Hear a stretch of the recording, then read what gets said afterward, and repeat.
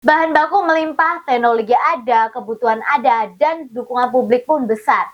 Tapi Bobby Boss, bahan bakar buatan anak bangsa yang viral itu, sampai sekarang belum bisa dipakai oleh masyarakat luas. Izin tak kunjung turun, prosesnya panjang, dan muncul lagi spekulasi bahwa ada beberapa pihak yang tidak suka inovasi ini. Bobby Boss atau bahan bakar buatan Indonesia Boss ini ditemukan oleh Muhammad Ikhlas Tamrin, pendiri PT Inti Sinergi Formula. Sosok yang sudah lebih dari 10 tahun meneliti bagaimana jerami padi bisa diubah menjadi bahan bakar cair, yang membuat Bobby Boss bisa punya performa yang tinggi, bahkan diklaim setara dengan RON 98.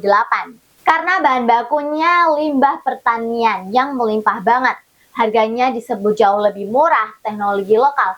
Bahkan nih ya, kalau sampai bisa diproduksi secara massal, ini bisa jadi solusi energi yang ramah lingkungan. Tapi kenyataannya, Bobby Boss belum bisa dibeli secara bebas. Kenapa? Karena Bobby Boss belum lolos dari uji teknik dan administrasi dari pemerintah. Sebagai bahan bakar baru, Bobby Boss harus diuji lewat laboratorium resmi, diuji mesin kendaraan, diuji penyimpanan, bahkan sampai diuji keamanan distribusinya. Semua itu masuk ke proses perizinan yang memang sangat ketat banget di Kementerian SDM. Akibat proses yang terasa lambat, akhirnya ada spekulasi yang muncul bahwa ada beberapa pihak yang tidak mendukung. Kenapa sih banyak orang beranggapan bahwa ada beberapa pihak yang merasa tidak senang dengan inovasi ini? Karena dari sisi masyarakat, proses izin Bobby Boss yang begitu panjang serasa tidak sejalan dengan kebutuhan BBM yang murah dan ramah lingkungan.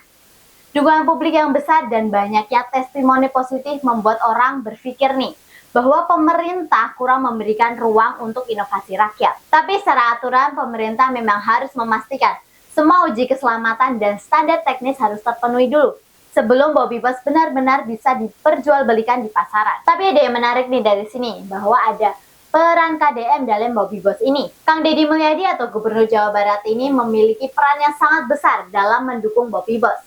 Beliau melihat bahwa Jawa Barat ini memiliki jeram yang melimpah. Petani juga butuh nilai tambah. Dukungan beliau pun bikin masyarakat Jawa Barat makin vokal.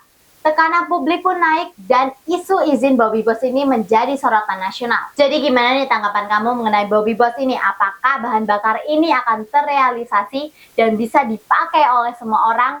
Atau berita ini akan perlahan-lahan tenggelam? Tulis di kolom komentar. Jangan lupa like, share, dan subscribe supaya kamu nggak ketinggalan video-video keren lainnya.